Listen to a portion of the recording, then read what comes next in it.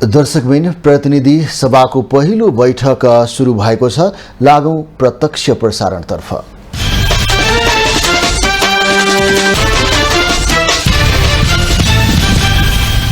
संसदको धारणा पनि हो, तैपनि माननीय सदस्यजीलाई 2 मिनेटभित्र आफ्नो कुरा अभिव्यक्त गर्नको निम्ति म समय दिन्छु। माननीय गुरु बराल, तीबाट हो।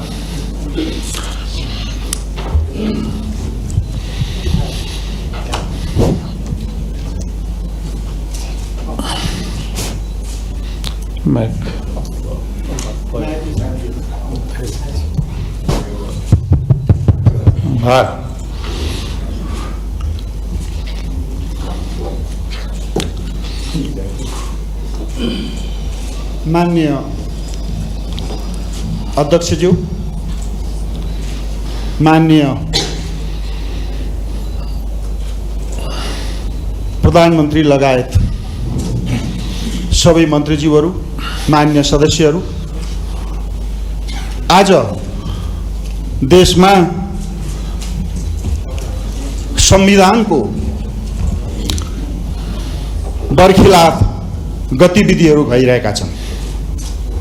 नेपालको संविधान भाग 3 को मौलिक हक र कर्तव्यसँग सम्बन्धित विषयको धारा 16 ले हरेक नागरिकलाई सम्मानपूर्वक बाँच्न पाउने हक रहेको छ।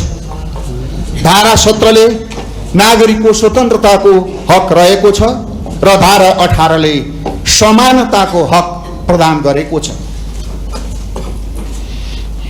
अध्यक्षज्यू,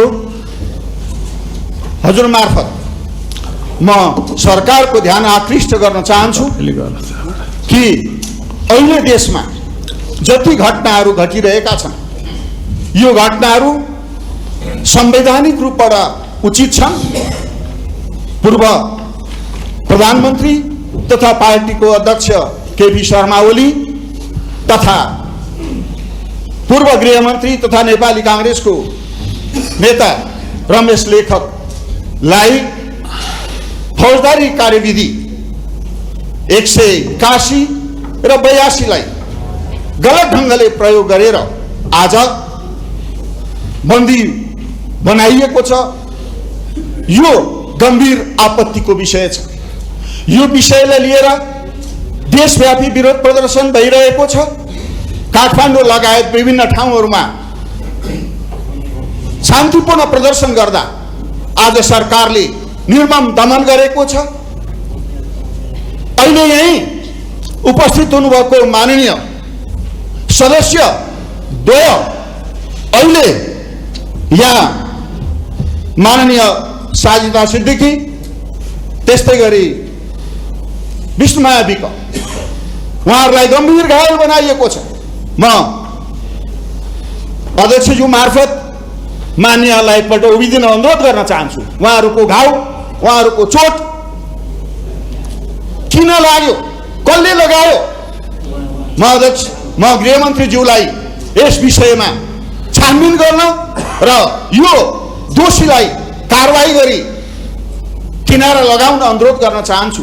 यस्तै गरी पार्टीको नेकपा एमालेको सुर्खेतको पार्टी कार्यालयमा प्रवेश गरेर जिल्ला पार्टीका नेता लगायत दर्जनौंलाई घाइते बनाइएको छ।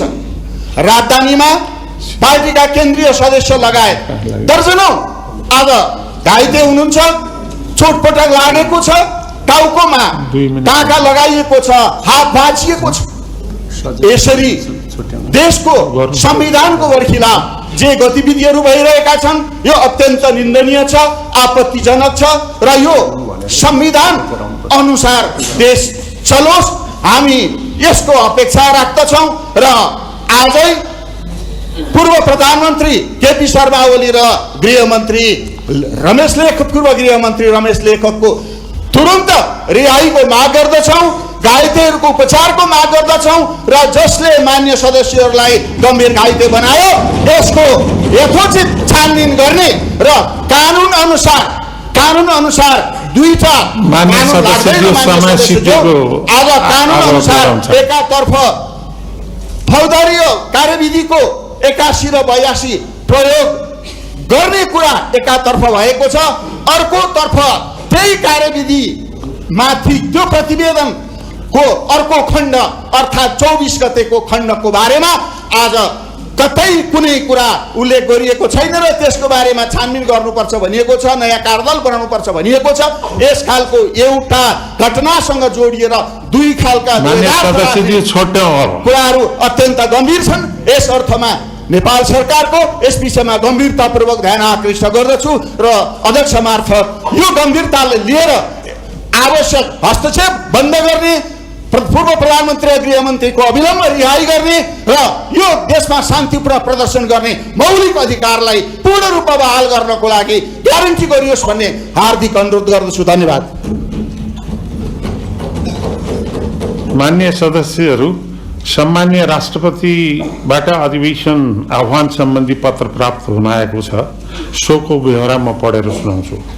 नेपालको संविधानको धारा 93 को उपधारा 1 बमोजिम नेपाल सरकार मन्त्री परिषदको मिति 2082-12-16 गतेको सिफारिसमा सम्बत 2082 साल चैत्र 19 गते बिहिबारको दिन 2 बजे संघीय संसद भवन सिंहदरबारमा संघीय संसदको दुवै सदनको अधिवेशन आह्वान गरेको छ।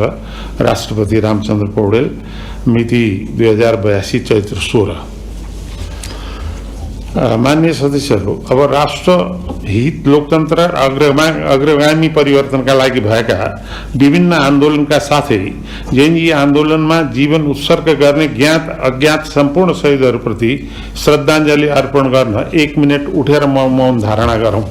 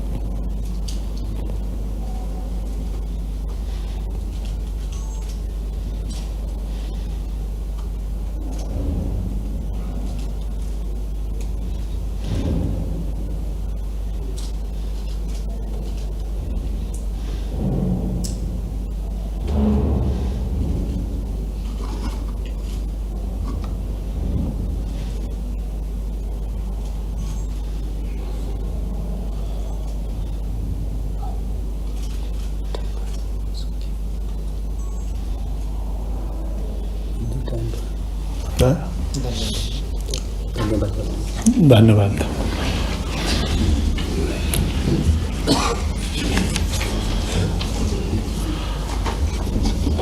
माननीय सदस्यहरू, म केही कुरा राख्न चाहन्छु। सर्वप्रथम यस सभाको पहिलो अधिवेशनको पहिलो बैठकमा पाल्नु भएका सम्पूर्ण माननीय सदस्यहरूमा हार्दिक स्वागत गर्दछु।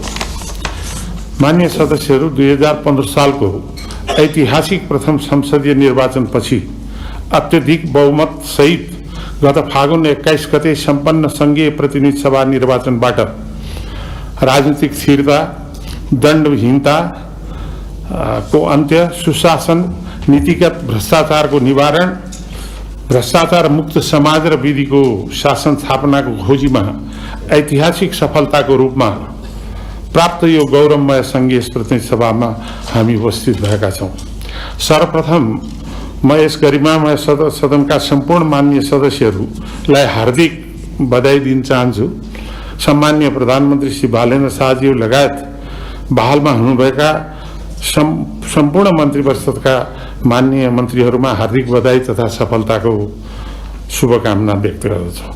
पटक पटक नेपाली जनताको सम्मान, स्वाभिमान, राष्ट्रहितको लागि लोकतान्त्रिक आन्दोलनहरूमा र गत भदौ 23 गतेको जैनजी आन्दोलनमा जीवन आहुति गर्नुभएका सम्पूर्ण महान शहीदहरूप्रति हार्दिक श्रद्धाञ्जली अर्पण गर्दछु।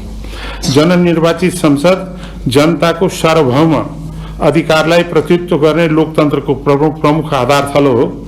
नेपाली जनताको ताजा जनादेशबाट गठित यो प्रतिनिधि सभालाई आम जनताले पूर्ण आशा, विश्वास, भरोसा र उत्सुकता साथ हेरेका छन्। जनताले सरकार मात्र परिवर्तन खोजेको होइन, सरकारसँगै शासन सञ्चालनका आमूल रूपमा संस्कार र संस्कृतिको परिवर्तन पनि खोजेका छन्। मन्त्री परिषदले हालै सार्वजनिक गरेको आफ्नो 100 बुँदे शासकीय सुधार सम्बन्धी पहिलो कार्यसूची स्वागतयोग्य छ र यसको कार्यान्वयनको लागि समन्वय, समर्पण र निष्पक्षताको जरुरी छ। यो सम्मानित सदनमा विभिन्नता हुनु स्वाभाविक छ र विभिन्नतामा अभिन्नता नै लोकतन्त्र हो। नेपालको संविधान यसको समावेशी समानतावादी जनताको सर्वोच्चताको भावना प्रति हामी सबै आफ्नो आफ्नो स्थानबाट अभिन्न रूपमा निष्ठावान छौँ। तसर्थ तोड्ने होइन जोड्ने, सबै पक्षलाई समेट्ने, उत्तेजना होइन चेतना, आवेग होइन विवेक प्रयोग गर्दै आजको राष्ट्रिय चाहना सम्बोधन गर्न जरुरी छ। संविधान र संवैधानिक अधिकारको रक्षा, विधि र प्रक्रियाको पालनामा समर्पित हुँदै जनआस्था र आशालाई व्यावहारिक नीति योजना र परिणाम मार्फत सम्बोधन आजको आवश्यकता हो।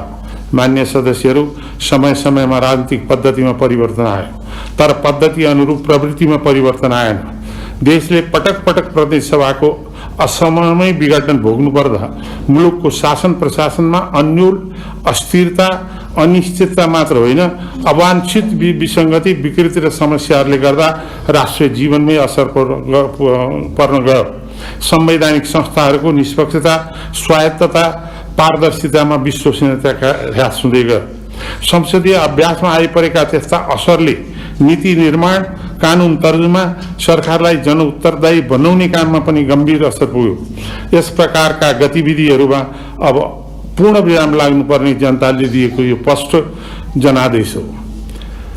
विकास, अर्थतन्त्र र सुशासनसँग सम्बन्धित विधेयकहरू प्राथमिकताका साथ पारित गर्नुपर्ने, राजनीतिक अस्थिरता, उही पुरानै विचार, प्रवृत्ति र बानी देखेर दिक्क भएका जनताले नयाँ सरकारसँग नयाँ संस्कार र नयाँ संस्कृति र प्रवृत्ति खोजेका छन्। संसदीय बहसको आफ्नै कायदा कानुन संहिता छ। बहसमा प्रस्तुत हुने भाषा, शैली र अभिव्यक्तिले निश्चित मर्यादा र संस्कार र सभ्यताको परिधि खोज्दछ। यसको गरिमा र प्रभावकारिताको लागि असंसदीय शब्द वा अभिव्यक्तिलाई प्रचलनमा नल्याउन परिभाषित गरेको छ। शिष्ट, मर्यादित र जिम्मेवार व्यवहारका साथ मान्य सदस्यहरूबाट यसको अनुपालन गरेर संसदको मर्यादा, प्रभावकारिता र गरिमा बढाउनु हुनेछ भन्ने कुरा मैले पूर्ण विश्वास लिएको छु। वाद, प्रतिवाद र संवाद नै लोकतन्त्रको आत्मा हो। सत्ता पक्ष र प्रतिपक्षको संरचनागत विशिष्टता हो। देशको साझा मामिला र जनसरकारको विषयमा दलीय सहमति र सहकार्य हुनुपर्ने कयौं विषय छन्। प्रतिपक्षको विरोधले सरकारलाई सही बाटोमा चल्न रचनात्मक योगदान पुर्याउनुपर्छ। बहुविचारधारा, मौलिकता र निर्णय उन्मुख बहस संसदको स्वाभाविक आकर्षण मानिन्छ। विचार र बहसमा तीव्र घर्षण र कटुताले हामीलाई कहिलेकाहीँ तिक्तताको अनुभव पनि गराउन सक्ला, तर वैचारिक घर्षणबाट निस्कने सुन्दर निचोड नै लोकतन्त्रको सम्पदा हो भन्ने कुरा हामीले बिर्सिनु हुँदैन। प्रतिनिधि सभालाई समाधान सभा बनाउने क्रममा आउने यस्ता अवस्थालाई सहज रूपमा लिनु लोकतान्त्रिक संस्कार हो। त्यसैले बदला होइन, बदल्ने महत्वाकांक्षा र व्यावहारिकता, आदर्श यथार्थको सम्बोधन जरुरी छ। मान्य सदस्यहरू, हामी कोही कसैका शत्रु छैनौँ। हाम्रो साझा शत्रु भनेकै जनताले भोगेको गरिबी, अशिक्षा, बेरोजगारी, महँगी, रोग व्याधि, शासकीय दुर्बलता, देशको सामर्थ्यलाई प्रत्यक्ष असर पुर्याइरहेका विकृतिहरू हुन्। यसबाट मुक्ति र समृद्धि पाउन जनताले यो संसदमाथि ठूलो भरोसा राखेका छन्। निरपेक्ष गरिबी रेखामुनि का उपेक्षित र सीमान्तकृत समुदायलाई सामाजिक न्याय र सुरक्षाको प्रत्याभूति र आयको सुनिश्चिततातर्फ राष्ट्रको सम्पूर्ण ध्यान केन्द्रित हुनु जरुरी छ। बदलिलो र प्रतिकूल विश्व परिवेशमा जटिलता, द्वन्द्व र अशान्ति उन्मुख हुँदै गएको हाम्रो स्थितिमा हामी नेपाली बीच अझ सम्पूर्ण एकताको आवश्यकता बढेको छ। जुन प्रकारले राजनीतिक दायरा फराकिलो हुँदै आयो, त्यसै अनुपातमा आर्थिक विकासको दायरा फराकिलो हुन सकेन। आर्थिक क्षेत्रको सङ्कुचनलाई फराकिलो दायरा दिनु यो सम्मानित सदनको दायित्व हो भन्ने मैले मानेको छु। इम्यानुएल कान्टले भने जस्तो, मान्छेले स्वतन्त्रता तब हासिल गर्छ जब उसले कुनै व्यक्तिको आदेशको पालना नगरी कानुनको मात्र पालना गरे पुग्छ। अहिले वास्तवमा सम्पूर्ण नेपाली समाजले खोजेको यस्तै हो भन्ने मलाई लाग्छ। हाम्रो लोकतन्त्र र संसदको अभ्यन्तर चाहना पनि यही हो। प्रतिनिधि सभाको गठनको ताजा परिस्थितिमा सभामुख लगायत पदाधिकारीहरू नियुक्ति, संसदीय समिति गठन आदि कार्यहरू हुन बाँकी नै छ। आपसी संवाद, समझदारी, सहकार्यबाट यी सबै कामहरू सौहार्दपूर्ण तरिकाले सम्पन्न हुने मैले विश्वास लिएको छु। अन्त्यमा नवगठित सरकार र प्रतिनिधि सभाको पूर्ण सफलता र प्रभावकारितामा पनि कुनै कमी नआउने कुरा मैले विश्वास लिएको छु। धन्यवाद।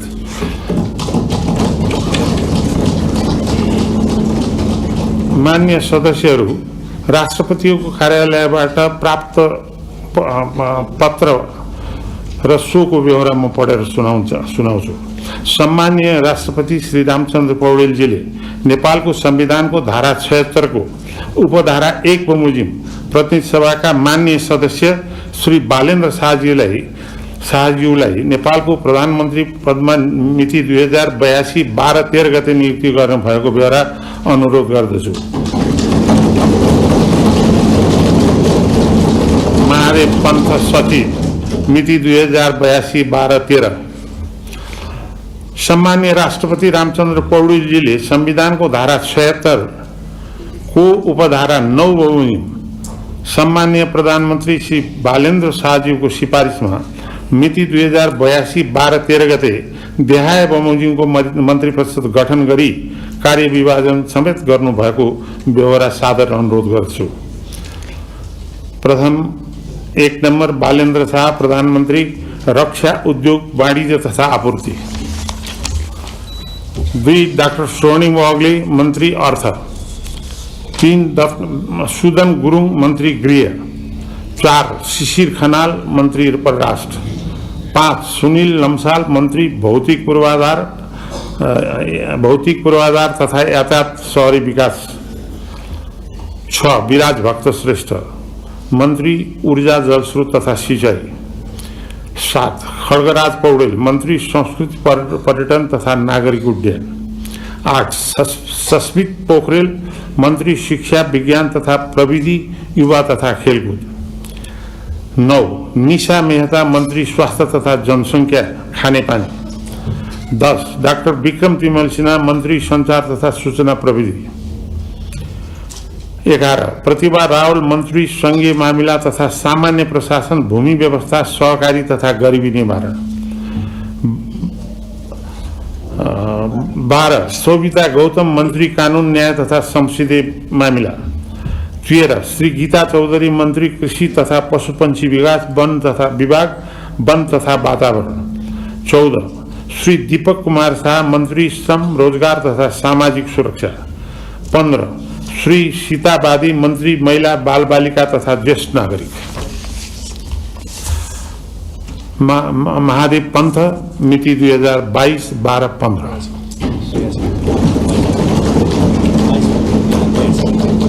हाँ, 2082 12-15।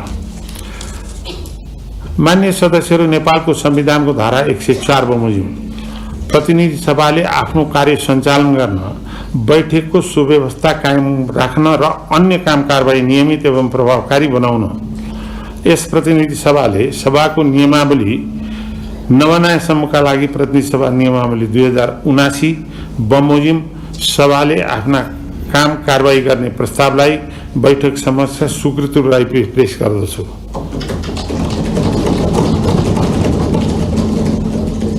यो प्रस्ताव सर्वसम्मतिबाट पारित भएको हुन्छ हुन्न, सबैको ताली आएको छ। यो प्रस्तावको पक्षमा हुने मान्य सदस्यहरूले हुन्छ भन्नुहोला र यसको विपक्षमा हुने मान्य सदस्यहरूले हुन्न भन्नुहोला। यो प्रस्तावको विपक्षमा हुने मान्य सदस्यहरूले, यो प्रस्तावको पक्षमा हुने मान्य सदस्यहरूले हुन्छ भन्नुहोला। यो प्रस्तावको विपक्षमा हुने मान्य सदस्यहरूले हुन्न भन्नुहोला। हुन्न भन्ने आवाज सुनिएन, तसर्थ हाललाई प्रतिनिधि सभा नियमावली 2079 बमोजिम सभाको काम कारबाही गर्ने प्रस्ताव सर्वसम्मतिबाट स्वीकृत भएको घोषणा गर्दछु। माननीय सदस्यहरू, प्रतिनिधि सभा नियमावली 2079 को नियम 10 बमोजिम सभामुख तथा उपसभामुखको अनुपस्थितिमा बैठकको अध्यक्षता गर्न निम्नलिखित माननीय सदस्यहरूलाई मनोनयन गरेको व्यवहार जानकारी गराउँछु।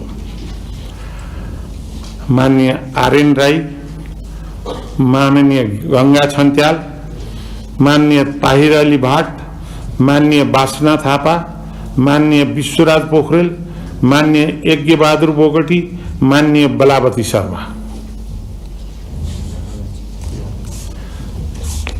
माननीय सदस्यहरू, अब यस सभाको पहिलो अधिवेशनको अवसरमा दलीय प्रतिनिधित्वको आधारमा बोल्नको लागि माननीय सदस्यको नाम प्राप्त भएको छ।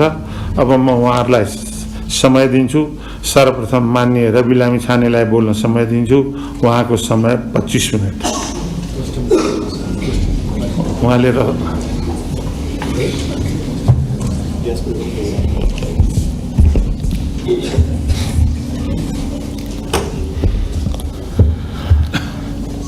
सभाध्यक्ष महोदय, जनताबाट अनुमोदित भएर आउनुभएका सम्पूर्ण माननीय सदस्यहरूलाई यो सम्मानित सदनमा हार्दिक स्वागत गर्न चाहन्छु।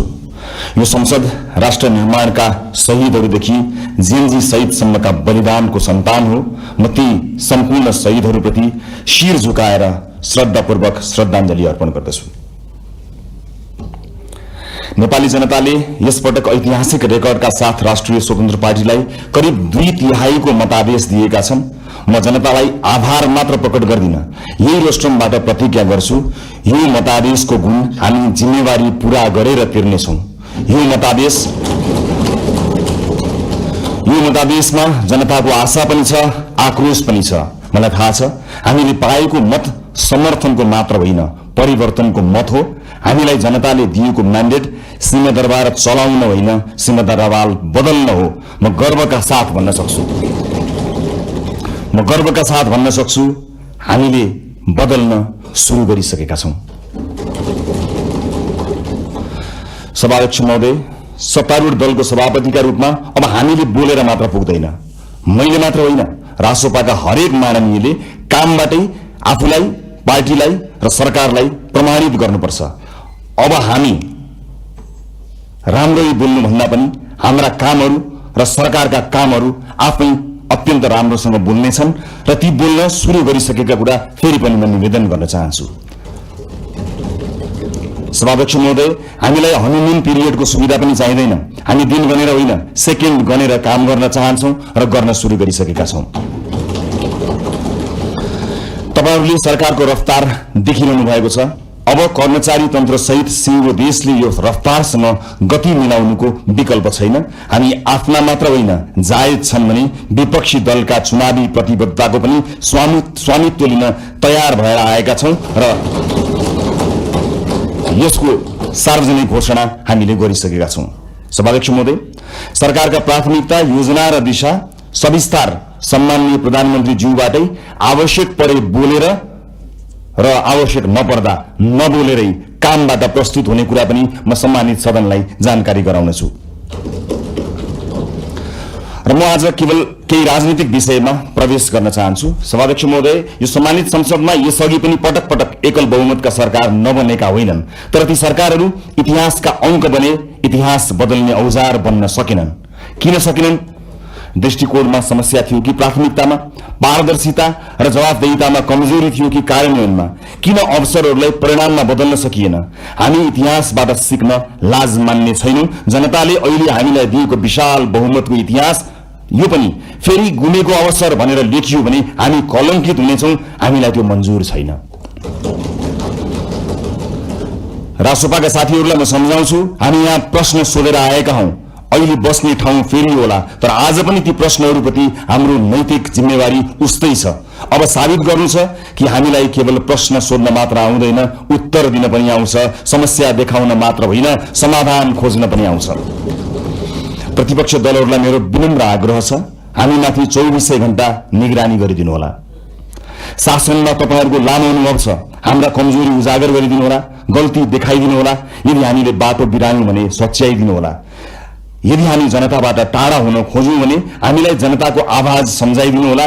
हामीबाट अहंकार नबरोस्, हामीमा कुनै अहंकार नछाओस्, हाम्रा निर्णयहरू एकतर्फ नहुन्। लोकतन्त्रमा सत्ता पक्ष र प्रतिपक्ष प्रतिस्पर्धी मात्र होइनन्, एक अर्काका पूरक पनि हुन्। एकले काम गर्छ, अर्कोले निगरानी गर्छ, एकले योजना बनाउँछ, अर्कोले परख गर्छ। हामी प्रतिपक्षको आवाज कमजोर हुन दिने छैनौं, किनकि प्रतिपक्षको आवाज कमजोर बनाइयो र उपेक्षा गरियो भने लोकतन्त्र कमजोर हुनेछ। यो हामीले अस्ति भर्खरै देखिसकेका छौं। यो संसद बहसको थलो हुनेछ, प्रतिशोधको होइन। हिजो आफ्नालाई बचाउन र विपक्षीलाई फसाउन कानून नै संशोधन गरिएको छ र अध्यादेश समेत ल्याइएको छ। त्यस्ता गलत क्रियाकलाप यथाशीघ्र सच्याइने कुरा म यो सम्मानित सदनलाई जानकारी गराउन चाहन्छु। प्रतिपक्षमाथि अहंकार र प्रतिशोधको त्यो अध्याय अब दोहोरिने छैन।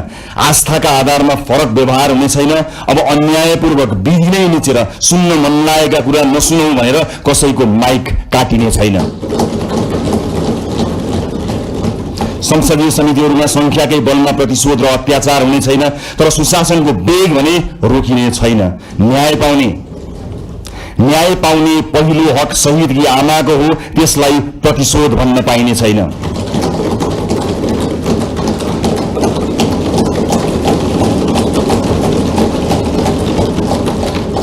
यो सरकार जेनजी विद्रोहको पनि सन्तान हो। हिजो संविधान र कानूनको आवरणमा नेता र पार्टीका सिफारिसबाट नियुक्ति लिएकाहरूले स्वैच्छिक रूपमा राजीनामा दिँदै विधिको पालना गर्नमा सहयोग गरिदिनु हुन म अपील गर्न चाहन्छु।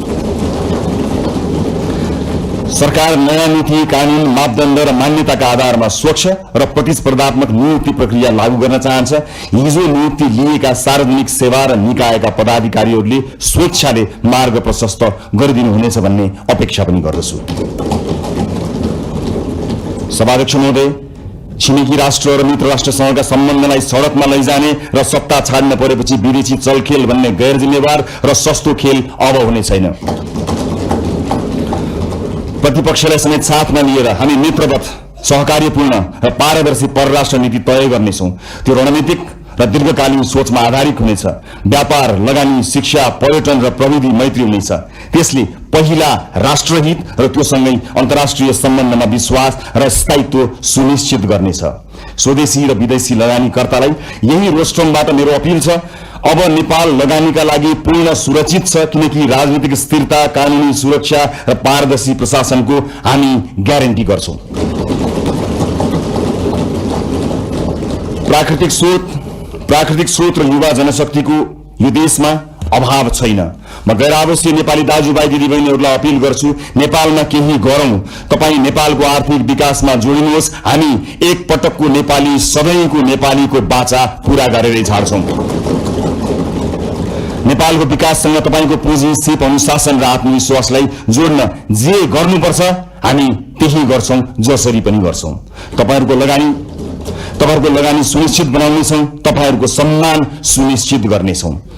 देशभित्र म निजी क्षेत्रलाई पूर्ण आश्वस्त पार्न चाहन्छु, बिचौलिया र माफियाहरूले बिगारेको व्यावसायिक वातावरण हामीले सुधार गर्न सुरु गरिसकेका छौं। नीतिहरू अब बजारमा बेचिने छैनन्, निर्णयहरू कसैको दबावमा बन्ने छैनन्। व्यावसायिक क्षेत्रमा तपाईहरूले अनुभव गरेको असुरक्षा, अनिश्चितता र दबाव सधैँका लागि समाप्त हुनेछ। बिचौलिया र माफियागिरी अब रहने छैनन्। समान अवसर, पारदर्शिता, निष्पक्षता र व्यावसायिक स्वतन्त्रताको जिम्मा हामी लिन्छौं, सरकारले लिन्छ। म एउटा प्रसंग यहाँ प्रस्तुत गर्न चाहन्छु। सभामुख महोदय, मेरा मित्र माननीय खगेन्द्र सुनवार निर्वाचित भएर यहाँ आउनुभएको छ। चुनावी दौडका सिलसिलामा उहाँका विषयमा विवाद आउँदा थाहा छैन उहाँले गल्ती गर्नुभयो गर्नु भएन, तर उहाँले माफी माग्नुभयो। यति छिटै माफी माग्नुभयो, भन्नुभयो मबाट त्यस्तो गल्ती भयो जस्तो मलाई लाग्दैन, तर गल्ती भएको रहेछ भनेर माफी माग्नुभयो। म आज सिङ्गो सदनबाट सिङ्गो देशलाई भन्न चाहन्छु, गल्ती गरेको हो कि होइन भन्दा अन्यल हुँदा खगेन्द्र सुनारले माफी मागे। खगेन्द्र सुनारहरूमाथि युगौं युगसम्म गरिएको अन्यायको लागि हामीले माफी माग्यौं।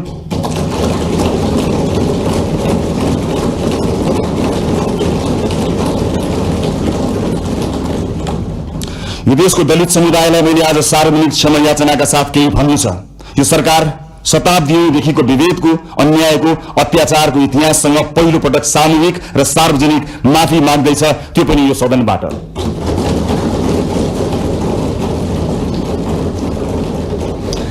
आजसम्मको विभेद सामाजिक गल्ती थिएन, संगठित अपराध थियो।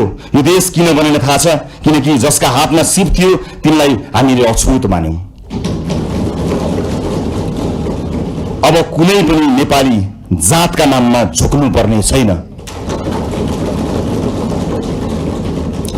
म सिङ्गो पार्टी सम्माननीय प्रधानमन्त्रीज्यू सरकारको तर्फबाट पनि माफी माग्छौं र यो माफीको मूल्य अब न्यायले गर्नेछ भन्ने कुरा पनि सुनिश्चित गर्न चाहन्छु। यो रेस्टुरेन्टबाट मैले आमा र दिदीबहिनीहरूलाई पनि केही भन्नु छ। यो देशमा तपाईहरूले सबैभन्दा धेरै जिम्मेवारी बोकेर पनि सबैभन्दा कम अवसर पाउनुभयो। घर सम्हाल्नुभयो, परिवार बचाउनुभयो, समाज चलाउनुभयो, तर त्यसलाई काम मानिएन। महिलालाई अवसर अब अनुग्रह होइन अधिकार हुनेछ। हामी सुनिश्चित गर्नेछौं शिक्षा र रोजगारीमा बराबर पहुँच, राज्यका हरेक तहमा अर्थपूर्ण प्रतिनिधित्व, कर्मस्थल र समाजमा सुरक्षा र सम्मान, अनि महिला विरुद्धका हिंसामा शून्य सहनशीलता। कुनै छोरीले अब आफ्नो सपना सानो बनाउनु पर्ने छैन। अबको यात्रा केवल समानताको होइन, सशक्तिकरणको हुनेछ। सँगसँगै ज्येष्ठ नागरिकहरूको आर्थिक सुरक्षा, सामाजिक कल्याण र आत्मसम्मान पनि हाम्रो कर्तव्य हुनेछ। आजको संसदको जनादेशका वास्तविक रचयिता हुनुहुन्छ वैदेशिक रोजगारमा रहेका नेपाली दाजुभाइ दिदीबहिनीहरू। यो देशमा आजसम्म सधैँ तपाईहरूले पठाएको रेमिटेन्सको कुरा भयो, तर आज म पैसाको होइन, तपाईहरूले तिर्नु भएको व्यक्तिगत मूल्यको कुरा गर्छु। परिवारबाट अलगिनु भयो, आमा बुवाको साथ गुमाउनु भयो, कलिला छोराछोरीको बाल्यकाल गुमाउनु भयो, चाडपर्वको रमाइलो, परिवारको माया, आफ्नो गाउँघरको न्यानोपन गुमाउनु भयो। कतिले आमा बाबुको मृत्युमा काँध थाप्न पाउनु भएन, कतिले सन्तानको पहिलो पाइला देख्न पाउनु भएन। आज म यहीँबाट क्षमा याचनाका साथ स्वीकार गर्छु, यो देशले तपाईहरूको त्यागको उचित सम्मान गरेन। अब तपाईहरूको पीडा केवल कथा बन्ने छैन, नीति बन्नेछ, राज्यको प्राथमिकता बन्नेछ।